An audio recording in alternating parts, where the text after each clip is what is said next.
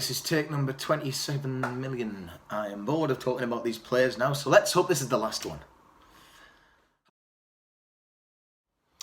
Hello and welcome to another edition of the player ratings for the Always Smiling Faces YouTube channel. Newcastle, 1 away from home. Wow, did you wake up this morning and feel pretty good? I did. That is our first away win of the season. We beat Burnley for the first time since the 1700s, and we broke that awful Monday Night Football curse which Sky were going all on about before the game. I think we should start at 8:30 every single week. 4 points clear of relegation, and I didn't think I'd be saying that 4 weeks ago, let's be honest. We'll start off with Martin Dubravka, man in goal. Should have done better for the first goal that Burnley scored, and that made things tense for the rest of the game, to be honest. He did make up for it with the stunning save that he made against Wood. That could have been 2-2, and who knows, Burnley could have staged that comeback, which they did threaten to do for the entire match.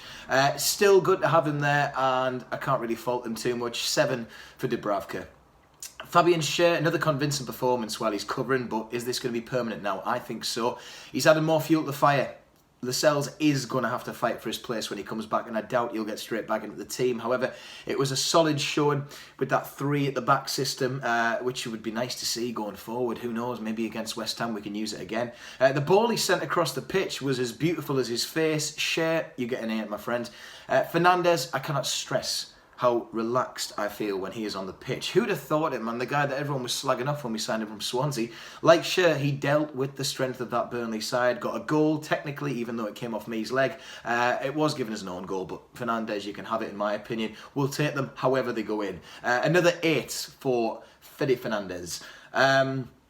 Clark came into the team in place of Paul Dummett. I'm sorry, mate, but he had a great game. Captain Clark stepping up to the mark, wearing the armband, scoring the winner, and it was tough to come into that side, but he made some good clearances. Similar to Dubravka with the goal that Burnley scored. He should have done better watching Vokes for theirs. But a captain's performance, and again, making a case for his role as a defender. We've got some real options at the back. 9 for Clark.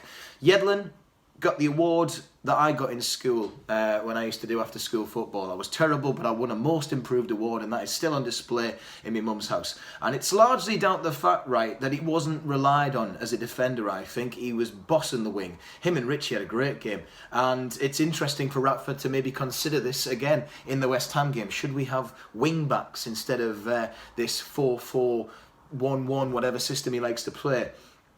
He was utilised well, and he did a great job to pressure and tackle Wood when he was throwing goal. That was obviously going to be an equaliser, but Yedlin chased him down and did that defending role, which he can do sometimes. He almost scored as well before he let the ball go to a certain player called Richie, who missed. We'll get onto him in a second. Yedlin, though, gets an 8. Really good game. Richie, like I say, I felt as though it was a bit of a standard showing in the first half. He tormented Burnley on the wing, and that was the system that kind of caught Burnley out, which is why I think we won the game, caught them off guard. Really gutted about the miss. I mean, I think everyone just had their heads in their hands like that when Richie missed, thinking, how? But these things happen, you know, they don't always go in, and it could have been a chance that we maybe came back to haunt us if Burnley had scored an equaliser. It could have been a different story. But all in all, Richie, decent game, like I said, on the wing with Yedlin. 7 for him this week. Key, well, John Joe Shelby sat on the bench. He must be worried given Key's consistency, don't you think? Another composed performance. I really like his calm and presence there, and he's teaming up well with Diarme. Did a good job in those frantic closing stages when Burnley maybe could have staged that comeback, and it would be a real shame if he's dropped. Like I say, Shelby was on the bench for this game, so maybe that is enough of a case to say Key has now cemented his role there. Going to give him an 8 as well. Diarme, a classic Diarme showing, I would say. Really bossing that central midfield, closing down Burnley a lot.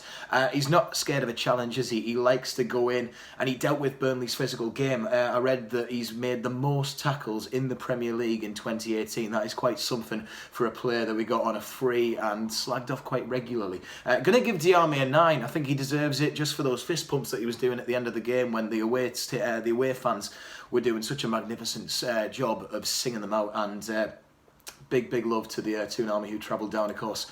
Kennedy, now I think he had a quiet game. This is where the ratings start to go down slightly. Nothing really came of him, and he was tucked away in that central role, which I don't think he likes to play. None of that runs down the wing to get the balls into Rondon really this week. Richie and Yedlin did the jobs on the wing and didn't really leave much for Kennedy. And it wasn't a terrible game in the grand scheme of things, but he was quiet, didn't see enough of him, so I'm going to give him a 5. It was a bit hard to judge, I would say. Perez, similar. As ever, does well to win the balls. He was putting in some challenges, but he doesn't seem to know what to do with it when he gets the ball. He's eventually getting beaten. I saw someone say on Twitter that he couldn't beat an egg. It's pretty true, to be honest, given this performance. And especially against those Burnley players. They don't go down easily and they will stand you up, basically.